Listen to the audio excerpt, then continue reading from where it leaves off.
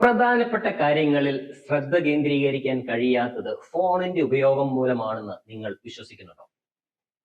WhatsApp, Instagram, endless scrolling എല്ലാത്തിനെയും നിങ്ങൾ പഴിചാരാറുണ്ടോ? പക്ഷേ സത്യം വേറെയാണ്.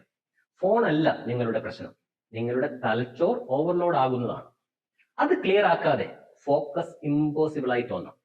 ഇന്നത്തെ വീഡിയോയിൽ എന്തുകൊണ്ടാണ് തലച്ചോർ ഫോക്കസിനെ റെസിസ്റ്റ് ചെയ്യുന്നതെന്നും അത് എങ്ങനെ മാറ്റാം എന്നതിനെ കുറിച്ച് സംസാരിക്കാം.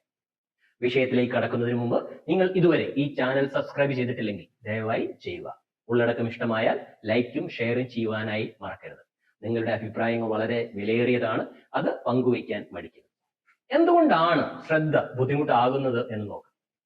ഫോക്കസ് ഡിസിപ്ലിന്റെ കാര്യമേ അല്ല, അത് സേഫ്റ്റിയുടെ കാര്യമാണ്. തലച്ചോർ എപ്പോൾ അൺസേഫ് ആയി തോന്നുന്നു അപ്പോൾ നമ്മൾ ഡീപ്പ് വർക്ക് അല്ലെങ്കിൽ ഫോക്കസ് ആവശ്യപ്പെടുന്ന വർക്ക് നമ്മൾ അവോയ്ഡ് ചെയ്യാനായിട്ട് ശ്രമിക്കും. അതുകൊണ്ടാണ് നിങ്ങൾ സ്ക്രോൾ ചെയ്യുന്നത്, ഫോണിൽ നോക്കുന്നത്, ടാസ്കുകൾ മാറ്റിവെക്കുന്നത്.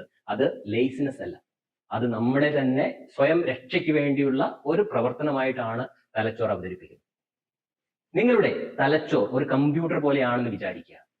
ഒരു കമ്പ്യൂട്ടറിൽ പല ടാബുകൾ ഓപ്പൺ ആണെങ്കിൽ അത് കമ്പ്യൂട്ടറിനെ സ്ലോ ചെയ്യുന്നത് പോലെ നിങ്ങളുടെ മനസ്സിൽ ഒത്തിരി കാര്യങ്ങൾ തീരാതെ കിടക്കുകയാണെങ്കിൽ അത് മനസ്സിനെ ഓവർലോഡ് ചെയ്യുന്നു. മനസ്സ് ഓവർലോഡ് ആകുമ്പോൾ ഡിസ്ട്രാക്ഷൻസ് കടന്നു വരുന്നത് മനസ്സിന്റെ ഒരു സേഫ്റ്റി മെക്കാനിസമാണ്. ഡിസ്ട്രാക്ഷനുകൾ നമ്മുടെ മനസ്സിന് ഇനി പുതുതായിട്ട് ഒരു കാര്യം ഡീൽ ചെയ്യാനുള്ള കപ്പാസിറ്റി ഇല്ല, അല്ലെങ്കിൽ അത് ഓൾറെഡി ഓവർലോഡ് ആണ് എന്നുള്ള ഒരു സന്ദേശം നൽകുകയാണ് നമുക്ക് ചെയ്യുന്നത്. ഇനി ഈ ഡിസ്ട്രാക്ഷനുകളുടെ ഹിഡൻ റോൾ എന്താണെന്ന് മനസ്സിലാക്കാനായിട്ട് ശ്രമിക്കാം. ഞാൻ പറഞ്ഞതുപോലെ ഡിസ്ട്രാക്ഷൻസ് നമ്മുടെ ശത്രുക്കളല്ല, അവ നമ്മുടെ ബ്രെയിനിന്റെ കോപ്പിംഗ് മെക്കാനിസമാണ്. Netflix binge, Insta scroll, kitchen snack എന്നിവ ബ്രെയിൻ ഓവർലോഡിൽ നിന്ന് രക്ഷപ്പെടുന്നതിന് നമ്മുടെ ബ്രെയിനിനെ സഹായിക്കും.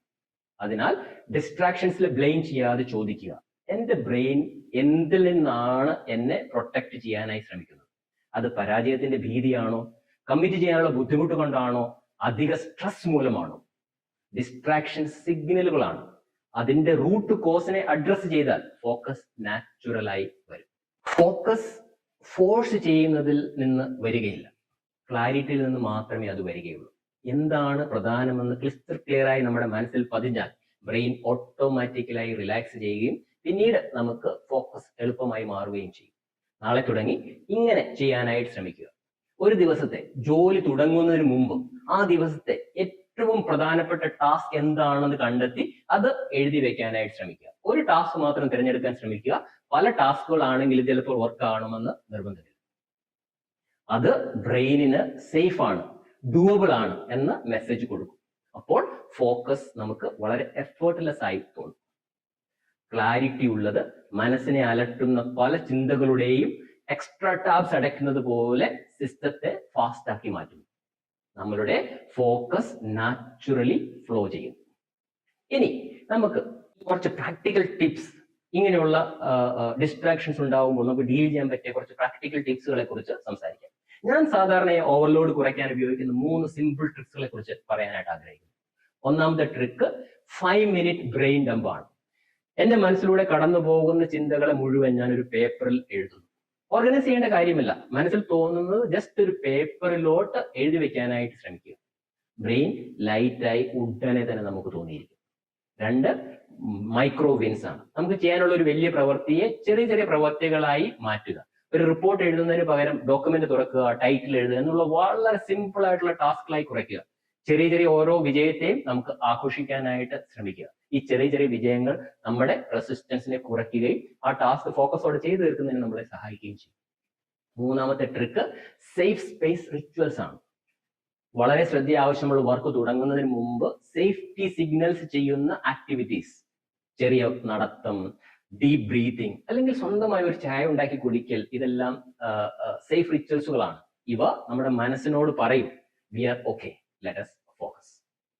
ഇന്നു മുതൽ നിങ്ങൾ ഡിസ്ട്രാക്ഷൻസിനെ ഫൈറ്റ് ചെയ്യേണ്ട, അവരെ കേൾക്കാനായി ശ്രമിക്കുക. അവ നമ്മളുടെ വീക്ക്നെസ് അല്ലെന്നും നമ്മുടെ തലച്ചോർ നമുക്ക് തരുന്ന സന്ദേശങ്ങളാണെന്ന് മനസ്സിലാക്കുക.